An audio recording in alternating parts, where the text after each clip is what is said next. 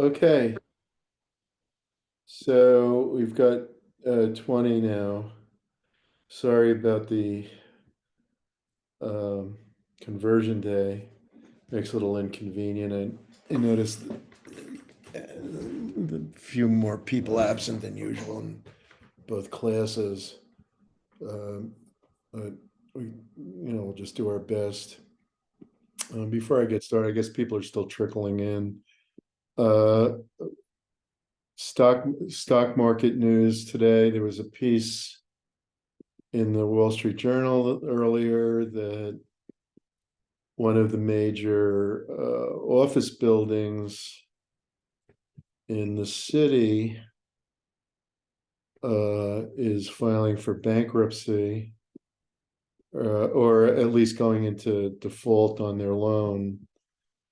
And the real estate market is down. So if you look here, stocks and government bond prices slipped, dragged down by worries that the Fed will keep interest rates higher for longer.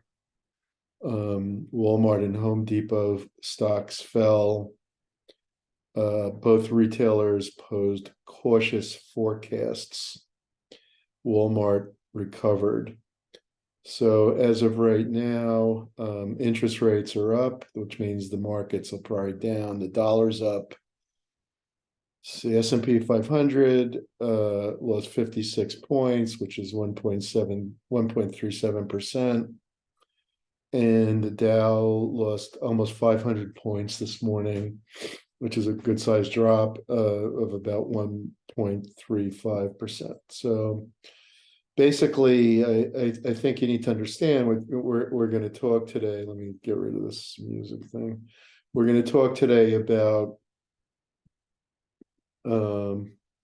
job attitudes, but it's important to understand that our attitudes are in part shaped by environmental factors.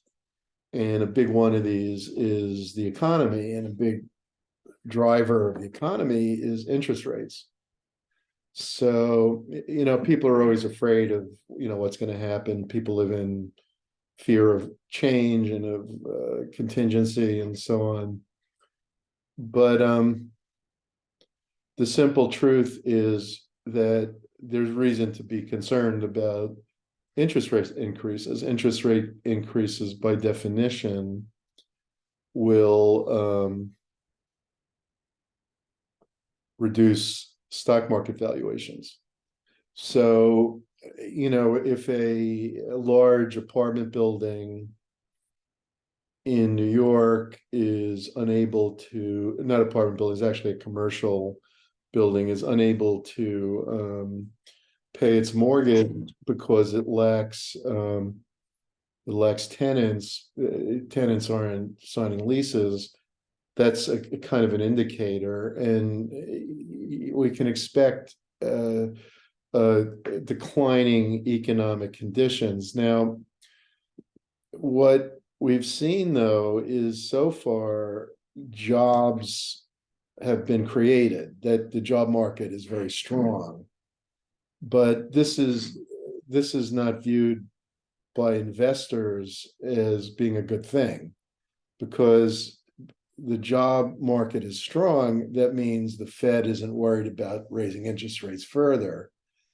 And I think I mentioned already that interest rates largely determine what happens to the financial markets.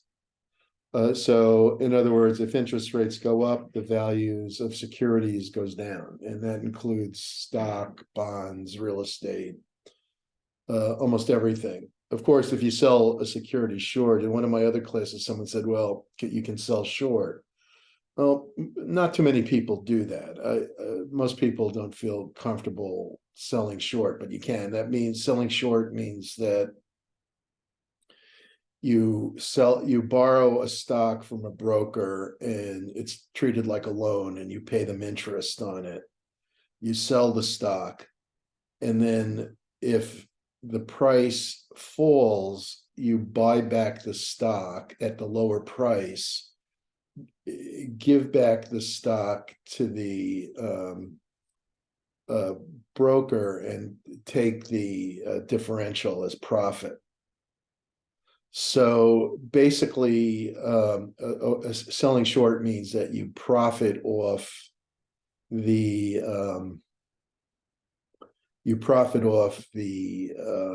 price fall. So you can do that, but there's a lot of reasons why people don't want to. And the chief one is that by far the dominant trend in the stock market for the last really since the 1930s has been up. And the reason for that is subsidization from the Federal Reserve Bank. It's a managed market. It's not a free market. The stock market is not a free market.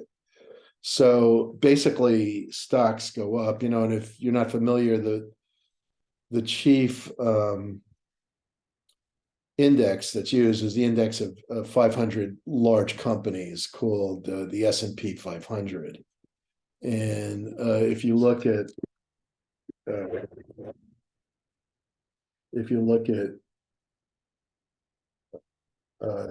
history of it, it's find a good graph. Here's one that starts in 83, but it's not that different if you go back further. So we can look at that for a second. So if you look at the stock market, this is, the S&P is a good proxy for the stock market. It's almost entirely gone up. So you start here in 83, so that's 40 years ago. It was 149. It's currently 4,000. So it's gone up 35 times. It peaked last year, about almost a year ago, at 4,600, and this is when the Fed started increasing interest rates. So these falls are always associated with increasing interest rates, and so this is going to continue for a while. But how long it lasts, I've sometimes thought it might fall 50%, and it never has since 2000. The NASDAQ fell that much in 2000, more than that, but since then it hasn't. And so I haven't bought as aggressively as I might have because of that. So, but in any case, the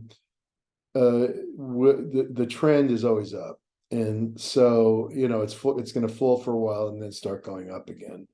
So the trick is to dollar average as it's falling to put your money into the market. But what that'll do is it'll cause people to not be able to sell their houses.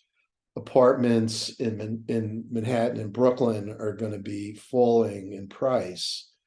So it's probably a good time to buy a co-op. It's probably a good time if you have, if you're a cash buyer, certainly to buy a house. But the problem is that interest rates go up. So the prices go down, but the interest rates go up. So if you have to borrow, that becomes more difficult. And that's exactly why the prices are going down in the houses. So, what's true of real estate is also true of stocks, that, now's a good, getting to be a better time to buy. I'm not saying it's a great time to buy because prices got so high that even now that they've fallen by, say, 20% or something, 15% or whatever, they are still high. All right. But that kind of thing does affect employee attitudes as well.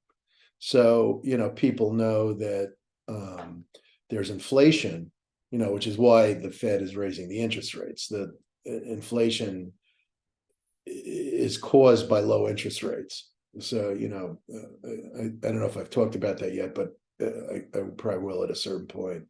And so basically, if interest rates go up, that stops inflation. But what it does is it causes it causes reduction in business activity. which means less employment, more unemployment.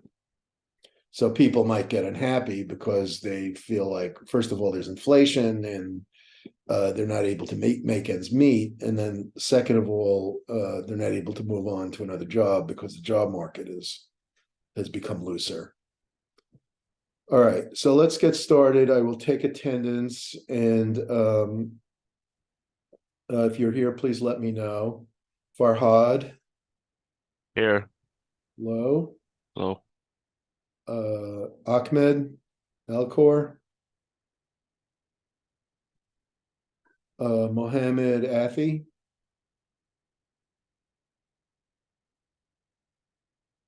Jenna Bell, Here. hello. Joseph Catanzaro,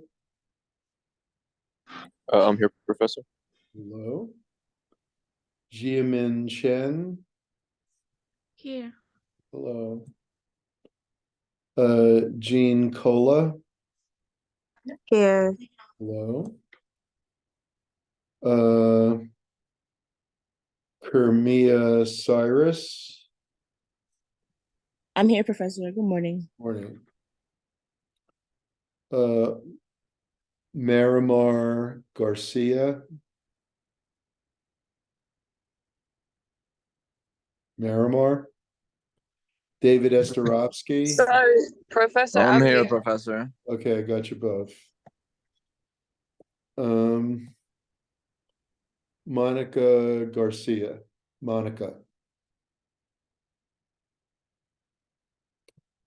Okay, Kani Jiang. Jiang. Kani or Kani Jiang. Yusuf Khan. Yusuf. Georgie. Here. Hello. Summer Lamb. Here. Here. Hello, Summer. Good morning. Good morning. Okay, Summer Lamb. Hongjian Lin. Here. Hello. Ludley. Here. Hi, Ludley. Hello. Hamdi, Molly. Here. Hello. Famida Petwari. Here. Hello. Emmanuel Plamakis. Emmanuel. Yep, I'm here. Oh, hello. Raquel. Porteous. Brendan. Here, Professor. Hello, Morning. Brendan. I skipped Jishan Ruan. Hi, Professor. I'm here. Good morning. Aaliyah Todd. Good morning, Professor. I'm here. Good morning. Denasia. For Stacy Ergiles. Stacy. Here. Hello. Oh. Denasia Warner. Jack Wu. Here. Hello, Jack. Yayin Jiang. Here. Hello. Hi. Yixuan Zhang. Here, Professor. Hello. Good morning. Matthew Zhao. Here, Professor. Good morning. Taryn Sander. Good morning. Good morning. Christian Mendez. Good morning. Right here. Good morning, Chris. Janaya Pratt. Here. Hello. Alex Betts. And Jack Shrem. Here. Hello. Okay, so I'm gonna read. Oh, here's Raquel. Hold on. Sometimes I get these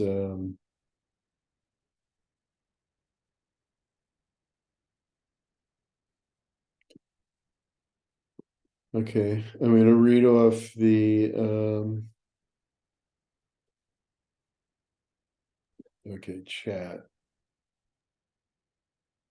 Professor, sorry for cutting you off. Someone is trying to get in. Okay. I do not see that.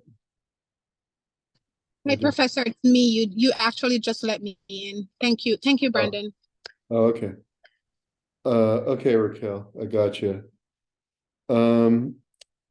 Yes, so let me do a couple of messages. Yes, it was Billie Holiday. Yeah, Billie Holiday, great figure in jazz history. And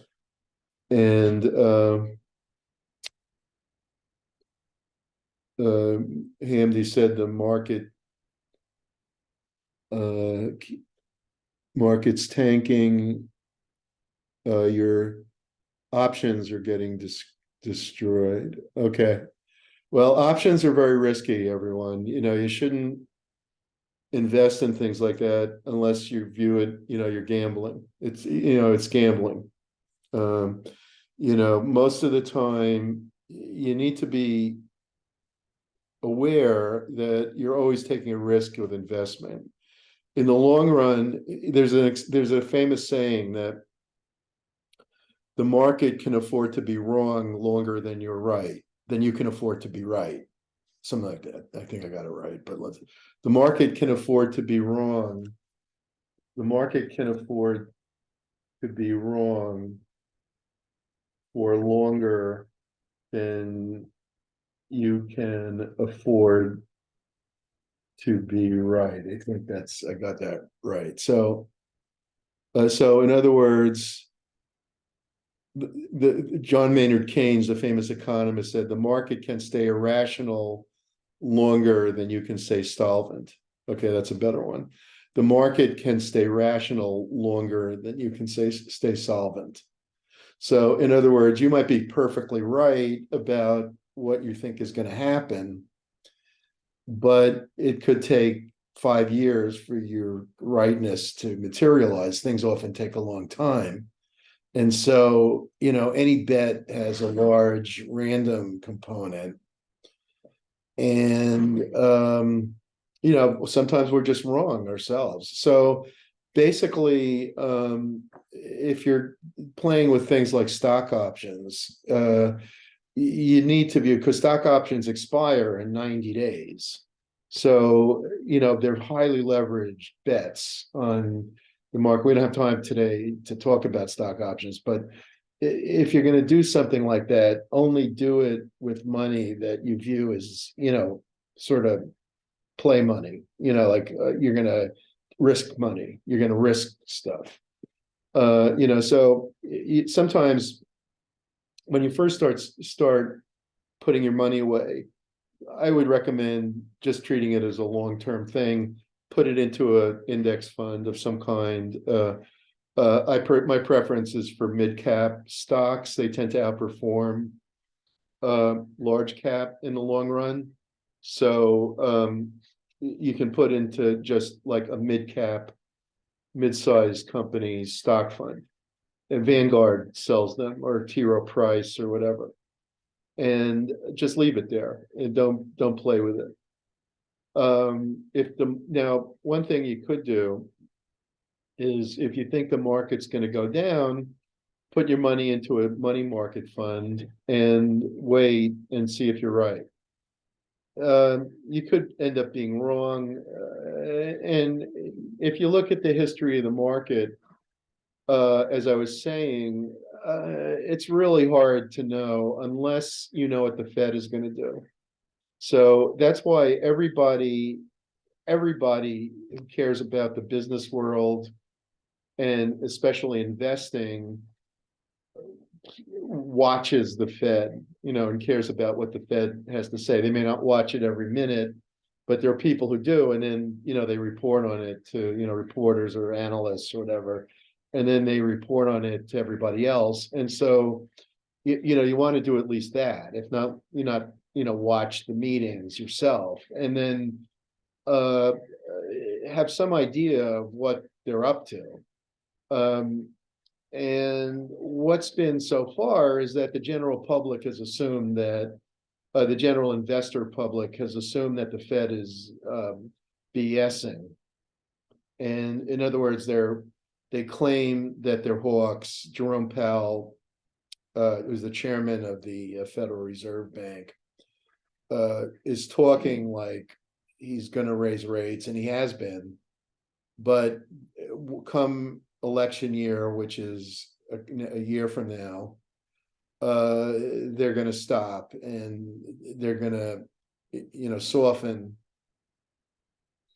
And so this tightening is a temporary thing, and the market's been assuming that. But last week, and the reason for the stock market fall is last week it came out that the producer price index, the prices of industrial purchasers, has gone up significantly. It's still going up. The inflation hasn't fallen that much. It's fallen less than they thought, and the job market is still really strong. So that means that there's still likely the 6% inflation that they've been talking about isn't going away yet. And that means that the Fed is likely to tighten more. I don't want to talk about it today because we have some material to cover. But if the Fed keeps tightening, the apartments in Manhattan and Brooklyn will be falling in price. And the stock market will be falling in price. Okay, and that can continue. In the 70s, it continued for a number of years. So what happened in the 70s was the inflation was really high because Nixon pressured Arthur Burns, the Fed chairman, to inflate.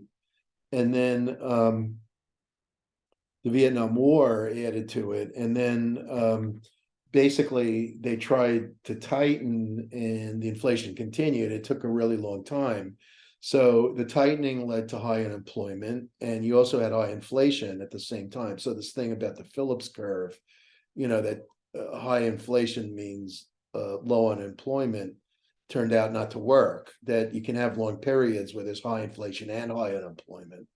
And I think it was James Tobin, the Yale economist at that time, created something called the misery index. And the misery index was the sum of the inflation rate and the unemployment rate. Okay, so basically, you can have that situation. I'm not saying we're gonna. I don't know. I don't predict. I'm not making a prediction, but we could. So, but in any case, we're in for undoubtedly at least a year or more of higher interest rates. And so that means the markets may be falling. Now, to what degree they'll continue doing that, I don't know. But if they do, then, you could see the tech stocks fall another 30%, maybe 20%, 30%, maybe even 50%. Again, I'm not saying any one thing. Don't quote me as predicting it. I'm just saying this can happen if they keep raising interest rates. And so basically, it's a good bet now that things are going to be falling. Whether that'll lead to a recession is still unknown, but it's increasingly looking like they're going to have to do that if they're serious about stopping inflation. So, so today we're talking about job attitudes, and, clearly something like rising interest rates is going to affect job attitudes. One of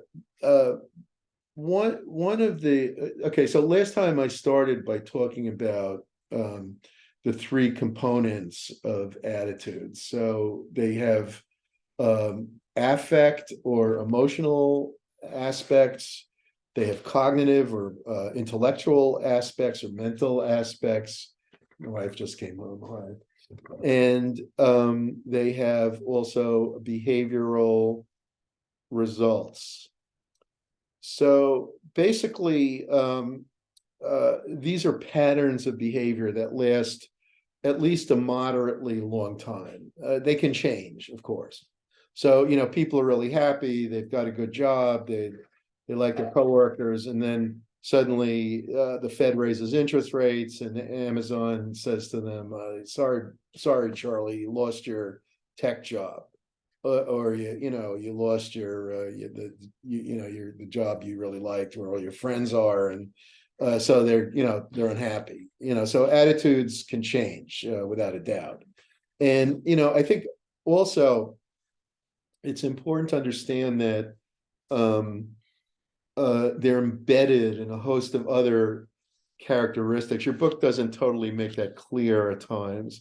So, for example, if you try to compare different employees' attitudes towards like work engagement or job satisfaction, what you're ignoring is the human capital endowment that these employees start out with before you measure them. So, like, you can have like two people. Now, I was telling my other class, I was just watching this great video on Netflix called The Edge of Everything, I think it's called, about the physicists, The Edge of All We Know, it's called, about the physicists who are studying black holes.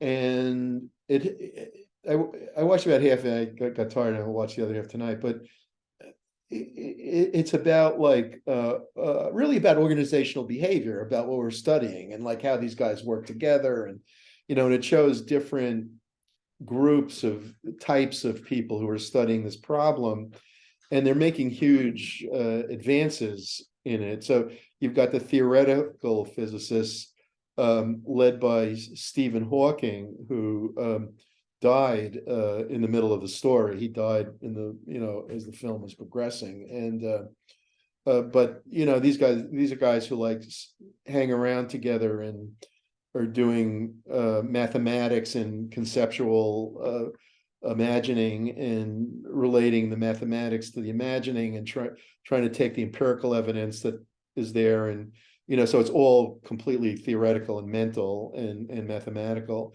And then you have the empirical physicists who are doing the actual studying of the physical universe, and they'd have this huge management problem of coordinating like 40 different telescopes to all point at the black hole at the same instant and take a picture so they can piece it together. And so there's that. And then they have like the philosophers of science who are talking about the epistemological implications of what they're studying in the black hole. Black holes have huge implications for what we understand knowledge to be, and epistemology, and is it possible that there are realms where the laws of science do not apply, and what are really the laws of science? And what the movie is about is that Hawking and his friends, and they're all famous theoretical physicists, are coming up with these new ideas. But it shows how they work together, how they interact, their work attitudes, how they have to really focus on the management part. The empirical folks have to focus on the management part and work together, and interpersonal skills are important, and all this. So, motivation plays a big role. So this is all really important. And you see in this, the cognitive aspect, the mental aspect, the emotional aspect is very, very important. And the behavioral aspect, these people, they're not machines, they're human beings. And so, they, and the theoretical people, like, they're in their own world. I mean, this guy is saying, there's never a moment in the day when he's not thinking about the mathematics. He wakes up and he's doing breakfast, he's writing equations, and he's thinking about it around the clock.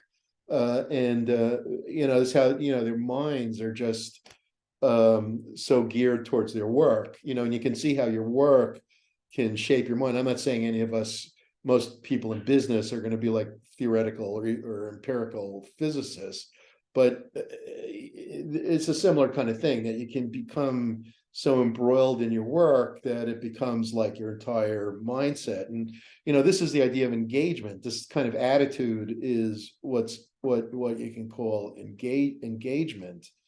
And it has important behavioral consequences. Most of us are never going to be as highly motivated as the physicists studying these problems. They love what they do. It's an obsession.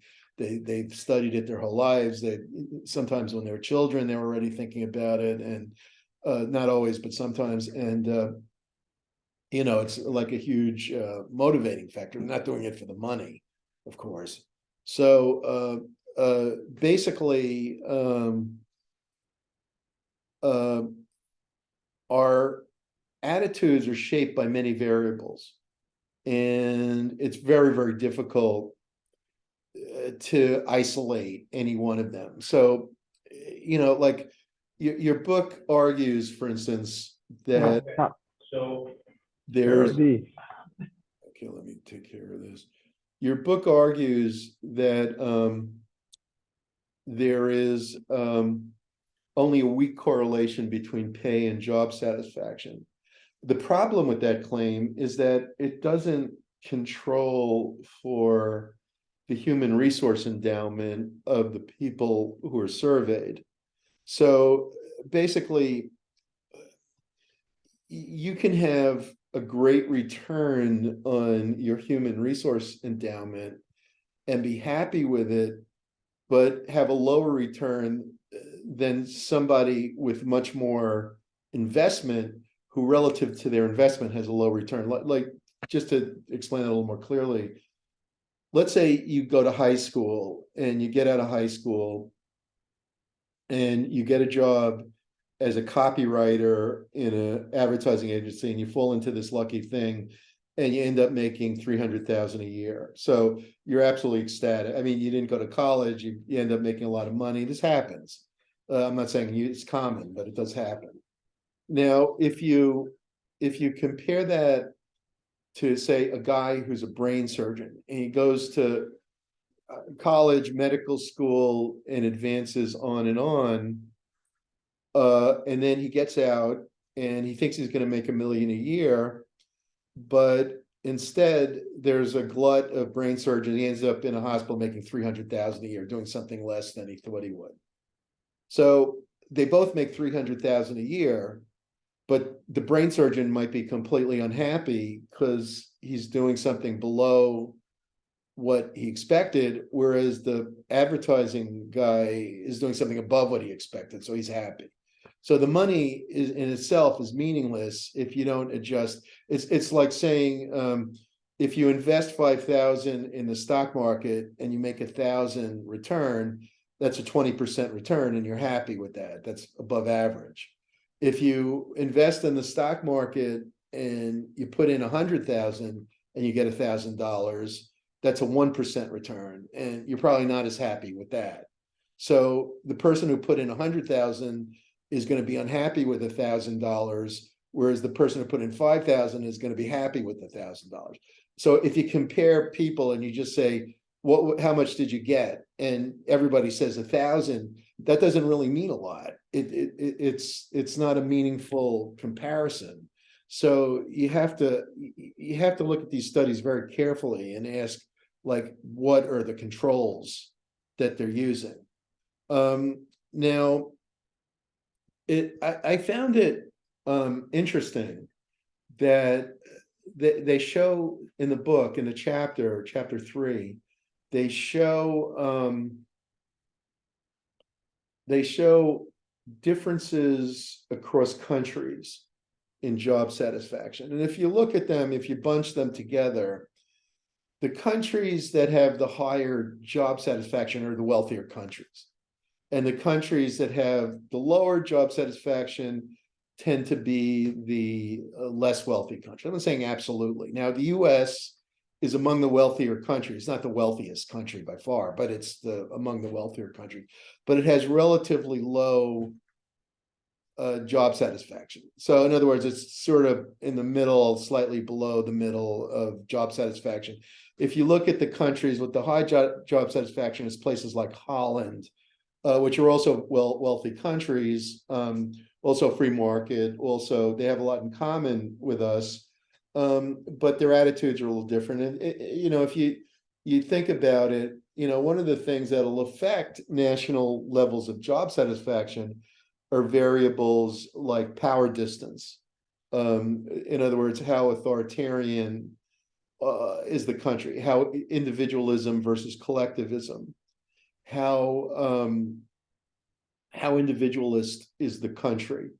In a country like America, which is very individualistic, people aren't always at ease working for somebody else. They want to start their own business. They want to be their own boss. There's like like in the Westerns, there's the lone gunslinger.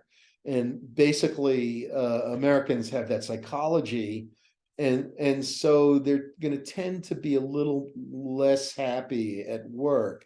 Whereas in cultures with higher levels of authoritarianism, for example, China is more authoritarianism means more accepting of authority.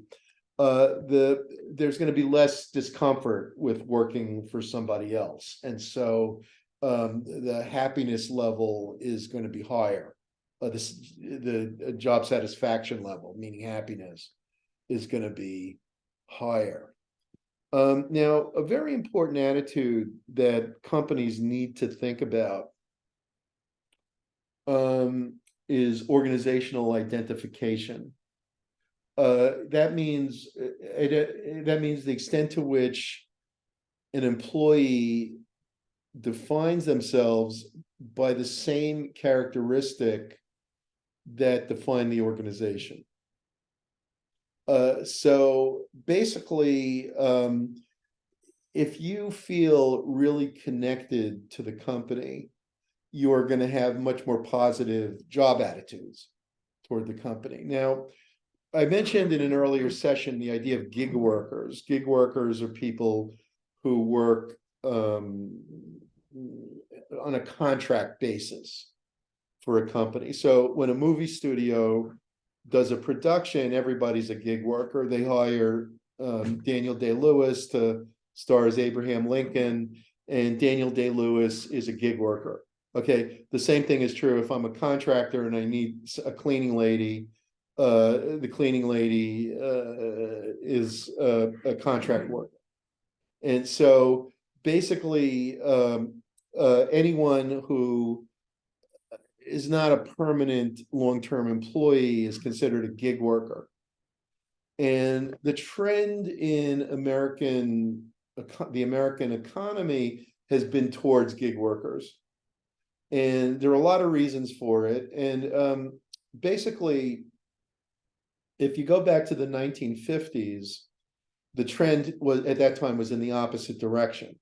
So there was a guy named Arthur Ross, who wrote an economist who wrote a paper called the New Industrial Feudalism.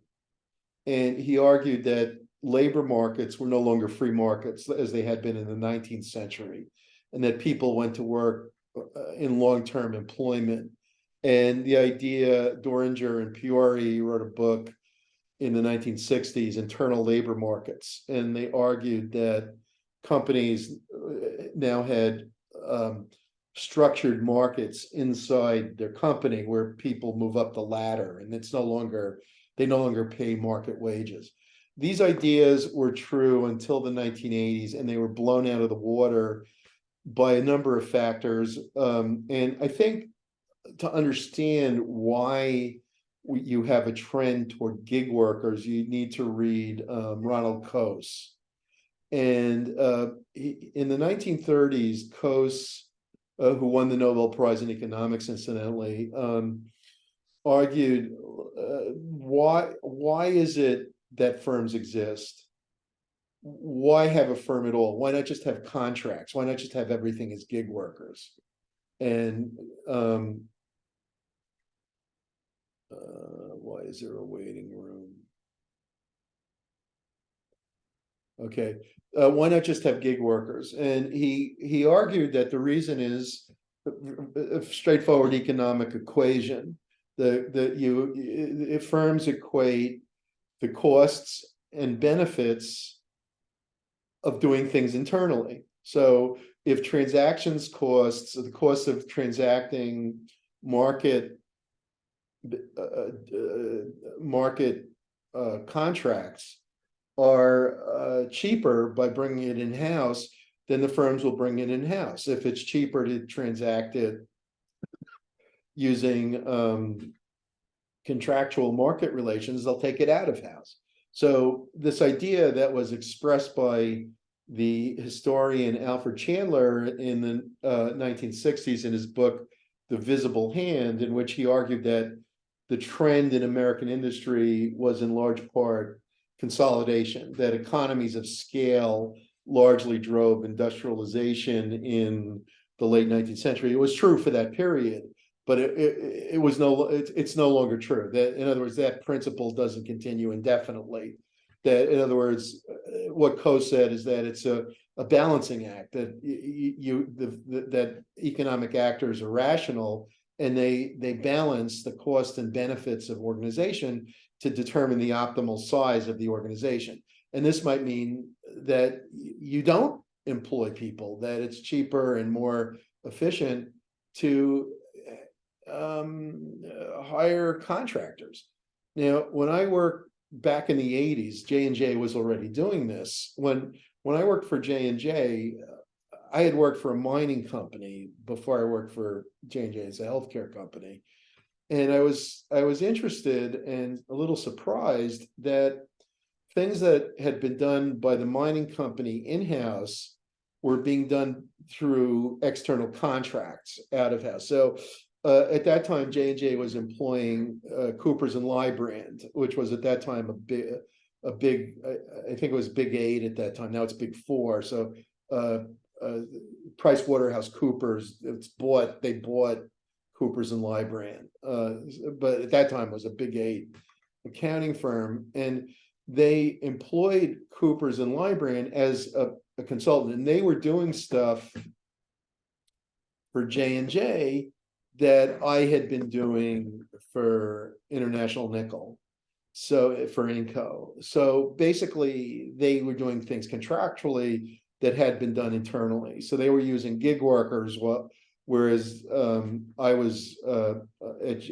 Inco, I had been a full-time employee. Now, who was higher paid? The people at Coopers and Lybrand, the actuaries doing the work for J&J, were actually higher paid. So J&J was paying more for the gig workers than they were for their internal employees, or for what I was making when I was at Inco. However, the point is that it was cheaper, even though they had to pay more to Coopers and Lybrand employees, to use them. And there were a number of reasons for that, such as the complexity of the plans at J&J, and they needed specialists who could integrate a wide range of plans because they had grandfathered employees into different benefit plans, and they had to make multiple computations and know when to do which combination of computations, and it was very complicated. So they wanted specialists. So they paid a lot for that luxury, but they wanted specialists to do that, and they viewed it as economical because there would be fewer mistakes. So basically, this idea of gig workers does not mean that you're going to have people who are less satisfied. And your book makes the point that statistically, when they do studies of gig workers, if they're longer term workers, they tend to be almost as satisfied as full-time workers. They could be more satisfied. I mean, because Daniel Day-Lewis is a gig worker, does that mean he's dissatisfied being an actor and playing all kinds of, playing Abraham Lincoln or playing psychopathic wildcat, or does that make him dissatisfied? I would say probably not. Given that he's paid, I don't know what he's paid, 50 million per movie or whatever. I strongly doubt that. Plus he gets to engage in his artistic beliefs. He's able to be a great actor, and his roles are always exceptional. And he's probably very happy. So I mean, you can be a gig worker and be extraordinarily happy, and often those are the best jobs. So the trend towards shorter term employment spans doesn't necessarily mean that people's job attitudes are going to decline. It could be that they improve. Now, a couple of attitudes that are very, very important are engagement and ethics. And so, if you watch, I'll send the link around to that movie. You may be interested in the movie about the physicists. But if you look at those guys, they're incredibly engaged with their work, and so they really care about it. And can you be a corporate person and be that engaged? And it does happen. It's rare. I don't think, and you see those theoretical physicists, how obsessed they are with what they do, how committed they are. And it's not a matter of commitment. It's, just something they live with. It's them. It's their personality. It's been so tied into them. They've studied it all their lives. It's, just who they are. And it's their identity. And this strong identification with the work, in effect, organizational identification, which I already mentioned, leads to this high degree of engagement and, also a high degree of satisfaction. And again, if you talk about the pay of such people, it's really irrelevant because, there are certain types of jobs with huge utility, with huge value to the people who do the jobs, that way counts more than pay. So you have to take these things into account when you talk about pay. Like going back to the physician example, like the brain surgeon who, is only making $300,000 a year, but it's a cut for them. So compare that physician to one who decides, they go to medical school and they say, I'm going to work for Doctors Without Borders. I'm going to go work for Doctors Without Borders because I believe in helping humanity. I don't care about the money. And so they go and they go into dangerous places, and they're helping poor people who, have nowhere else to turn. And, they're saving the world, basically. And so you look at them and they make very little. And the thing is, that's not why they're doing it. And, that's a matter of pride for them. And so you can't compare them to another doctor and, who's just doing a regular career and say, well, pay doesn't matter because the Doctors Without Borders make less. And they said, so this kind of thing that, organizational commitment and job engagement, these are forms of compensation as well as tactics that employers can use to motivate the employees. So job involvement is the degree to which people identify with their job, and people who are psychologically empowered believe that they can affect their work environment. Traditional theories talked about how attitudes are a combination of affective, normative, and continuance commitment. A normative commitment means a sense of obligation. Continuance commitment means a drive to continue. More recent scholarship has explored commitment as a psychological bond or a pattern of commitment. And there are a number of things that affect how committed people are to their jobs. One is perceived organizational support, the degree to which employees believe that organizations value their contributions. This is more important. Remember, I mentioned earlier about power distance. And this is more important in countries with low power distance, less authoritarian countries. If employees feel that they're not being supported, then they're going to be dissatisfied. In countries with more authoritarianism, more higher power distance, the support people perceive won't be as important. Autonomy and resiliency reduce job demands and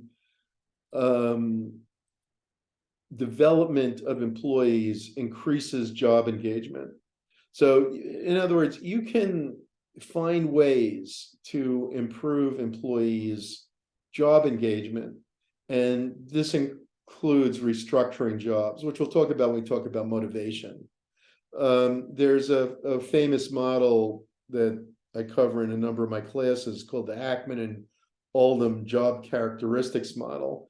And the idea is that you restructure jobs in order to motivate people. And one of the big effects of this is that it increases commitment, it increases engagement. So if you treat people well, they're going to tend to become more engaged. The trend in job satisfaction has been down historically. So people are less satisfied now than they were in 1987, but it's volatile. So in 1987, 61% of American workers were satisfied with their jobs. In 2020, 42% were satisfied, and in 2017, 51% were. So it went up from 2010 to 2017, and then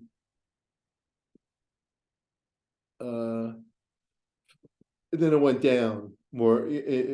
So it went up from 80. It went down from 87 to 2010, and then went up from 2010 to 2017. Now it's probably lower because of the inflation. People, if I look at my own job, our union had negotiated, I think it was 4% annual raises, which at the time seemed okay. But since 2021, the inflation rate has been close to 7%. So if you get 4% raise and inflation is 7%, you've actually it was 2% raise. I think it's 2% a year, not 4%. So if you get a 6% raise, and if you get a 2% raise and inflation is 7%, the effect of that, combining the inflation and the raise, is that you got a 5% pay cut. And basically, if you get a pay cut, people are obviously not going to be that happy. So this again speaks to money, and this thing that job satisfaction isn't related to money. I think the experiments that do this are not. They're not generalizable. They're not across broad categories, and they're not under a range of conditions and stuff. Because, like, if you study labor history, one of the effects, when they cut wages in the 19th century, they used to cut wages because there was deflation in the late 19th century, and the prices were falling, so they then cut the wages to match the price declines. And this really upset people. There were riots. In my HR class, I talk about labor history, and there were all kinds of riots all throughout from 1870 until the 1930s. So it's like a 60-year period. There were all kinds of riots because of these deflationary effects. Now, the reality is that if prices fall by 3% and you get a 3% pay cut, your wages didn't change. So there's nothing to be upset about, but people don't understand that.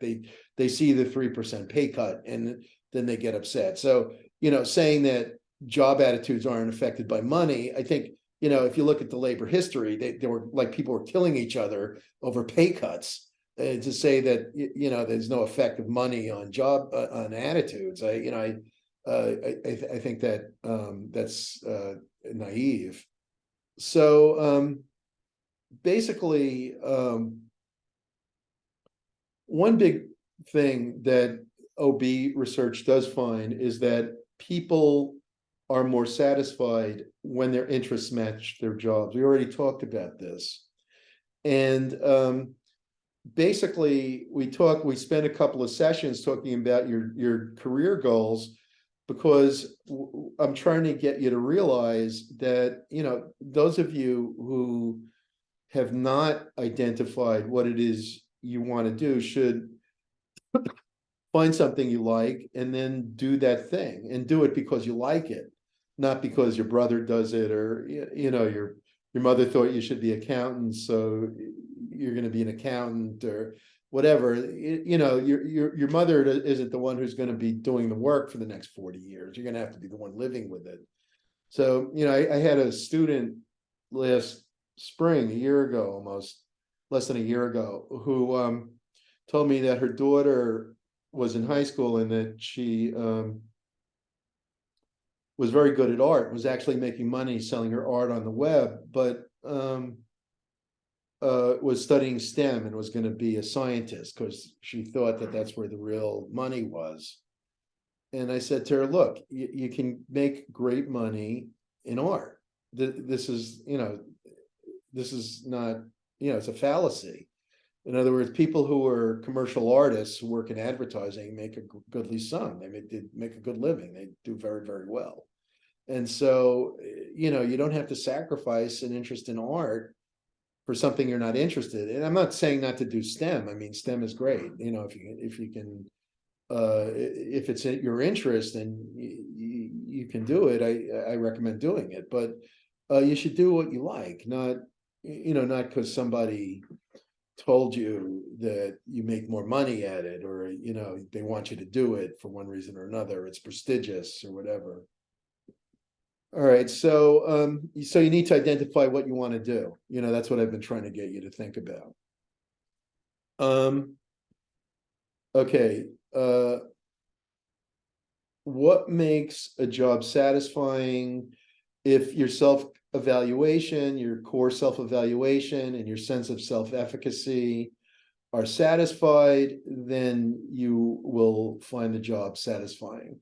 So intelligent people seek jobs that satisfy their curiosity, so they have higher satisfaction rates. And this in turn gets back to the physics movie I was talking about. Your job should match your interest, and you should feel that you're doing what it is you like to do. Now, part of what companies need to be concerned about is organizational citizenship behavior. The idea that employees go beyond their expectations, that they help each other, that they express positive attitudes, that they're doing the right thing. And employee satisfaction, one of the reasons to be concerned about employee satisfaction is that it tends to lead to more organizational citizenship behaviors, OCBs. The opposite of that is counterproductive work behaviors, CWBs. That's where employees might express contempt for the firm while they're serving customers.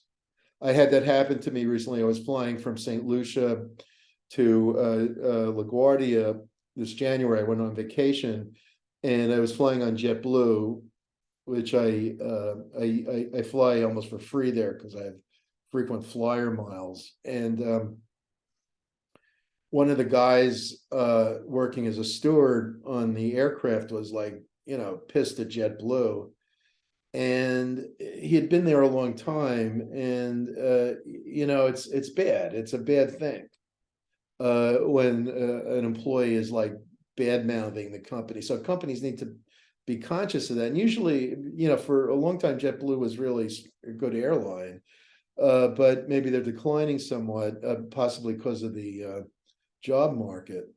But in any case, the culture of the company and the interaction of attitudes is going to contribute to whether employees engage in CWBs, counterproductive work behaviors, or OCBs, or organizational citizenship behavior. And so one of the things that might predict this, your book uses a terminology that was created by Albert Hirschman, who is a labor economist in the 1960s to 1980s. And he wrote a book, Exit, Voice, and Loyalty, which was influential in the labor relations field, among others, actually influential in a number of fields. And some of you may know that back in the 60s, there was a lot of protest against, there was civil rights protests and also protest against the Vietnam War and other things. And he wrote the book to try to explain why, he was an economist, he's interested why people are likely to protest and when are they going to protest and when are they going to just go along with things. And this, in the book, Exit, Voice, and Loyalty, he argues that loyalty or commitment lead to voice. So people will voice disagreement if they're loyal. If they're disloyal or not loyal, disloyal is a kind of a strong thing. What he's thinking of is not so much disloyal as, not having any feeling at all. So, for example, let's say you go to a pizzeria in your neighborhood. There's 8 pizzerias in your neighborhood, and one of them is one you like because they have good crust, and then they change the crust, and you say, I don't like this place anymore. So you stop going and you just go to another one. You don't say anything. You just leave. You go to another one. That's exit. You just leave. And for a lot of the time, that's how markets are. You think a company is, you buy a stock and then you don't think the company's well run, and so you sell the stock. You don't call the management and say, I think you're making a mistake. You're doing the wrong thing. You just sell the stock. So that would be exit. Whereas voice is where you're committed to the company and you protest. So a stockholder who's really committed to the company, let's say you own 1 million shares of the company and you've owned it all your life, and your father or mother was executive in the company and you don't want to sell it. So you go to the meeting and you say, you've done this wrong. I think you're wrong. So, an example of that was when Michael Eisner was overpaid. He was making a huge salary at Disney, and Roy Disney, who was the nephew of Walt Disney, he was already old at that time. He went to the shareholder meeting and led a proxy battle against Eisner, and Eisner eventually, he stayed with the company, but he left the chief executive job. So why would Roy Disney do that? Because he's loyal. So in other words, protest, according to Hirschman, is a sign of loyalty.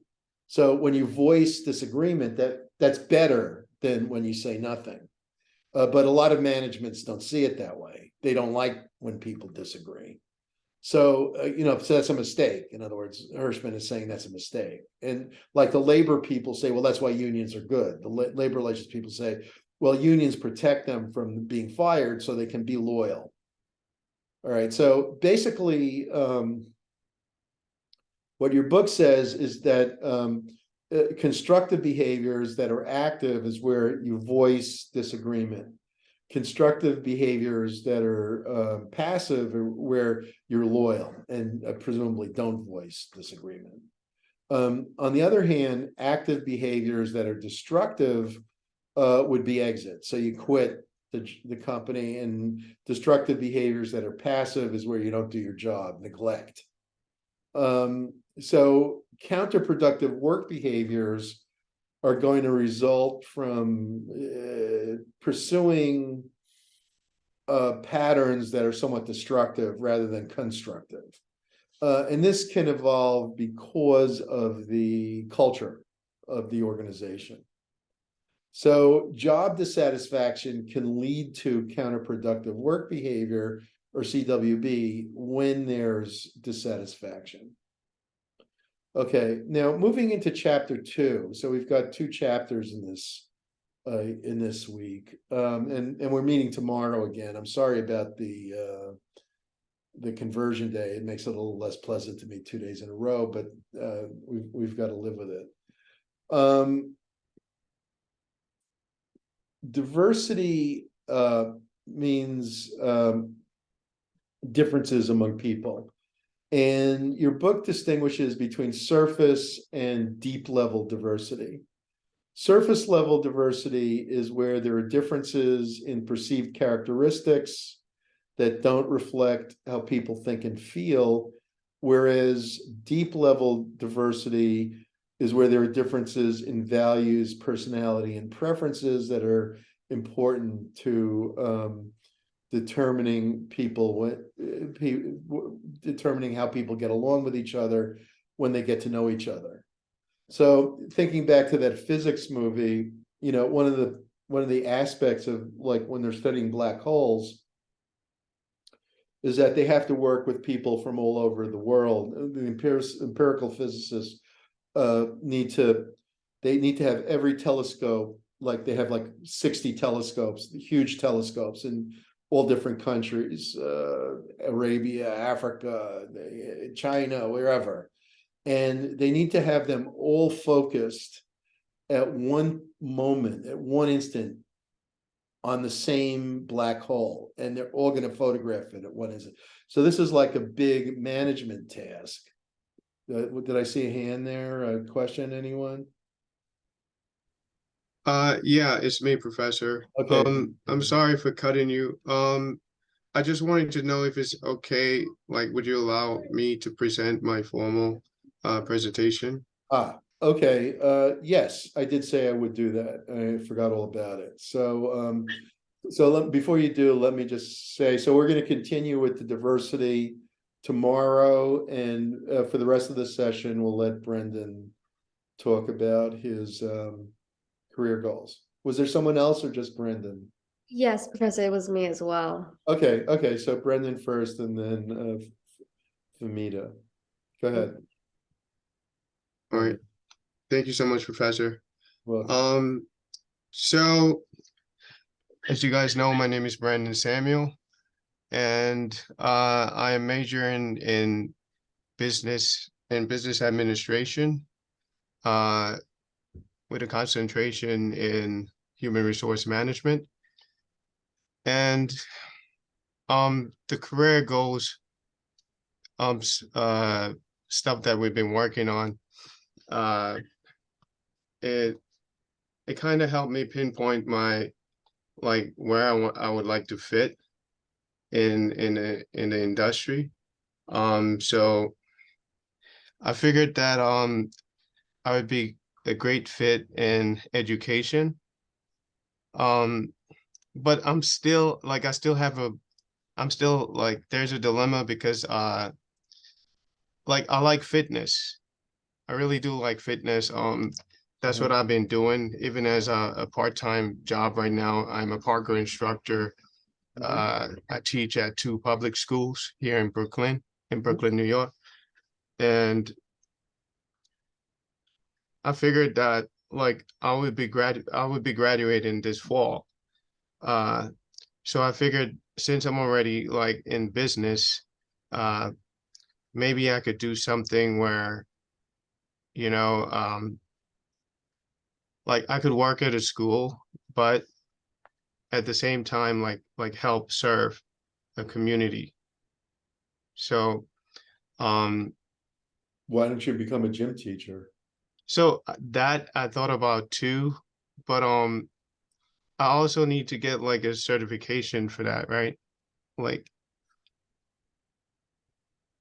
because Do it. well, Not a big deal. so that would be like what, 2 extra years? You can do it. What's stopping you? Well, I'm just curious. Nothing is really stopping me. But so yeah, my main goal is to, you know, help others and to serve. So I figured I'm gonna use like you know, the education that I'm getting to actually work at a school, either Good. as a AP, you know, AP assistant, and probably move up from there or as Professor just said, the gym teacher. Good. Very good. So those are two of the career fields that I'm looking at so far. Okay. Yeah. Brooklyn, has a very good physical education program, for learning. I don't mean to take physical, I mean to study teaching physical education. They've got a very good department here. As a matter of fact, my sister-in-law from my former man, my wife passed away a few years ago. I'm sorry to hear that.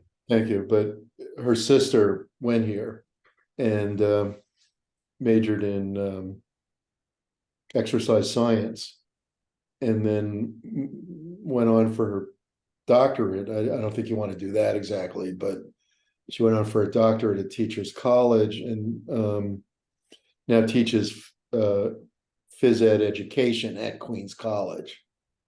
So just to let you know, there's a very good program in what you're interested in right here at Brooklyn that you can get a master's degree in education, in focusing on physical education, and it's highly marketable.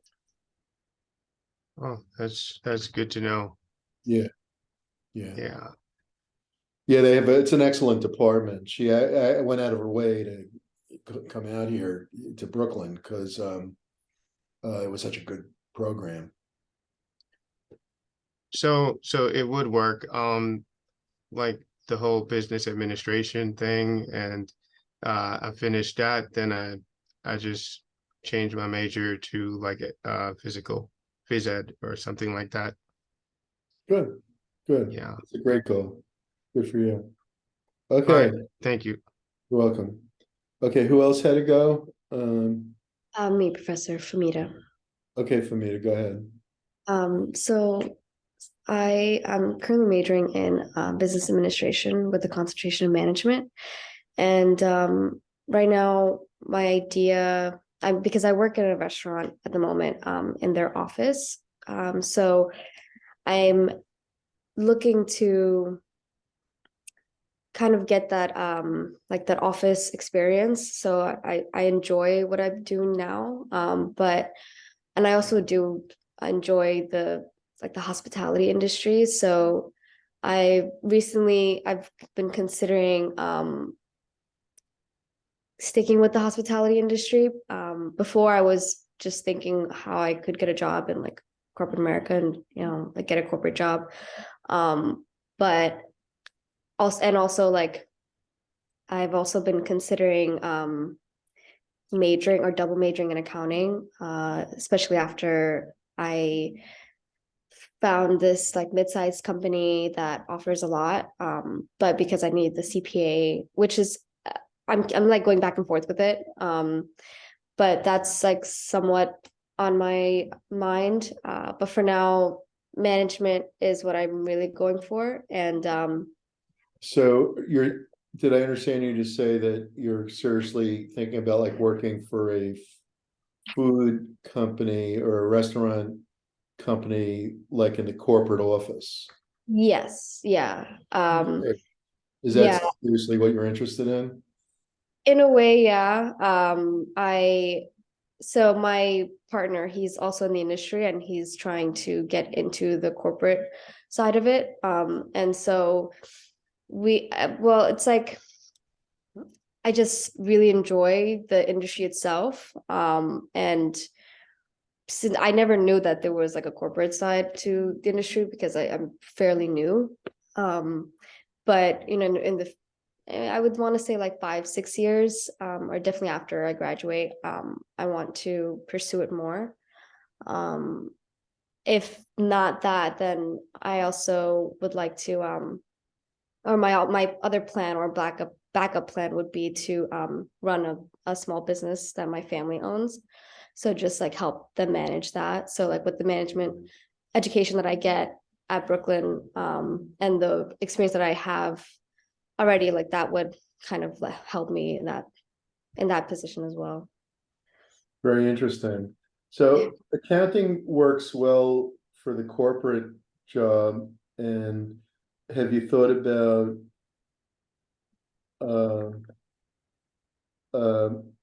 doing some work, doing some informational interviewing with the restaurant chains, getting something in a corporate office. Some of them are in Florida. I think McDonald's is in Florida, but you know, I think they're all over the country. I don't really know where they're, like Darden restaurants, you know, the people that run the Olive Garden, and also that spin-off from PepsiCo, Yeah.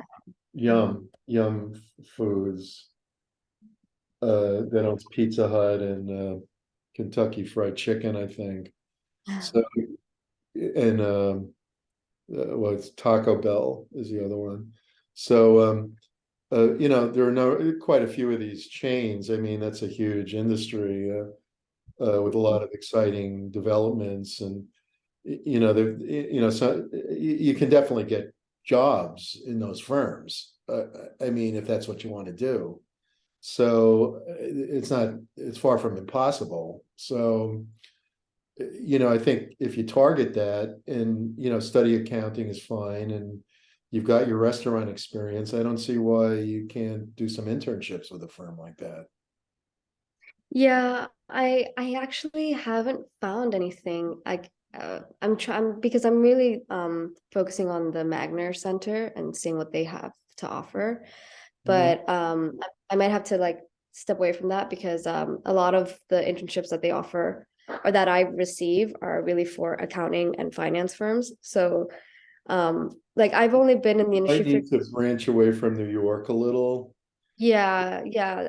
I've only been in the industry for I want to say 2.5 years. And so it's just recently that I've thought about maybe I could try corporate in the industry. Yeah.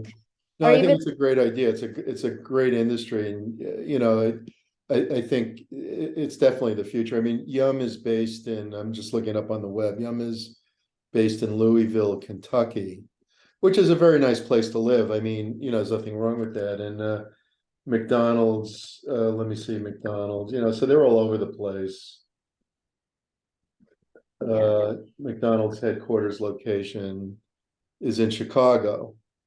So you know, you can part of it may be like thinking about, I thought they were in Florida, but I guess they've still got some connection to Chicago, and you know, you can look for the other ones too, and you know, identify where you want to live and see like which ones are in the areas where you want to live, and then contact and do the informational interviewing and fly out there, talk to them, and you know, you know, do the things you need to do to get in there. And you know, I think it's a great career. I imagine if you have a passion for food, it's the right thing for you to do. You know, of course, having a family business, that's also something that's a blessing. And you know, I don't know if you prefer that.